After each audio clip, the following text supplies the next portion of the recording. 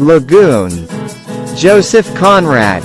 In the shimmering haze of the African sun, the tranquil waters of the lagoon in Lagos sparkled like a precious gem. A man of war, the Sephora, lay anchored in the bay, her tall masts and white sails contrasting against the vibrant blue sky. Captain Davidson, a seasoned British seaman, stood on the deck, his gaze fixed on the shore. He had come to Lagos to deliver some machinery and equipment and was eager to complete his business with the Europeans living there. But he knew that his ship's presence in the lagoon was not without significance to the locals. The natives on the shore, dressed in colorful garments, watched the Sephora with curiosity and apprehension. Their wooden canoes glided gracefully over the water, some venturing closer to the ship. Captain Davidson noticed a group of villagers standing by the water's edge, their eyes wide with wonder.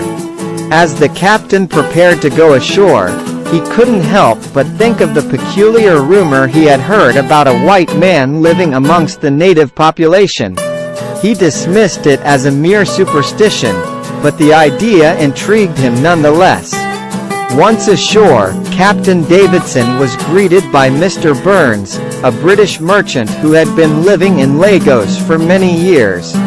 Mr. Burns welcomed him warmly and assured him that his business affairs would be taken care of swiftly. "Allow me to introduce you to some of the locals," Mr. Burns said, leading the captain towards the group of villagers. Among the villagers stood a tall, lean figure dressed in native attire. Captain Davidson noticed that he was a white man with a thin, weather-beaten face. His eyes met the captain's briefly, and there was something haunting in their depths. "This is Mr. Arsat," Mr. Burns said, introducing the white man. "He's been living here for quite some time now." Captain Davidson extended his hand in greeting, and Mr. Arsat hesitated for a moment before taking it. There was an air of melancholy about him that struck the captain as peculiar. As they conversed, Mr. Arsat's story unfolded. He had come to Lagos many years ago in pursuit of adventure. But fate had led him to love and marriage with a local woman named Diamolan. Their love was strong, but their happiness was short-lived. The tranquility of their life was shattered when a group of pirates attacked the village. In the midst of the chaos, Diamolan was killed, leaving Mr. Arsat broken and desolate. He had retreated to a solitary existence by the lagoon, unable to escape the haunting memories of his past.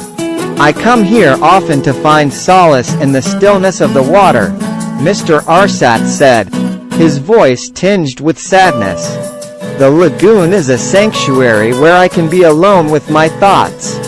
Captain Davidson listened to Mr. Arsat's tale with empathy.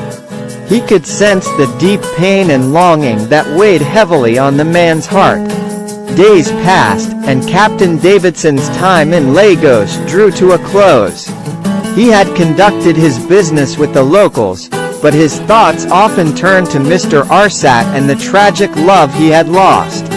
On the day of his departure, Captain Davidson found himself standing by the lagoon, looking out at the serene waters. Mr. Arsat appeared from the shadows, his eyes meeting the captain's once again. "Thank you for listening to my story," Mr. Arsat said quietly. "It eases the burden of my heart." "It was an honor to hear your tale," Captain Davidson replied. "Your love and loss have touched me deeply." As the Sephora sailed away from Lagos, the image of Mr. Arsat standing by the lagoon lingered in Captain Davidson's mind.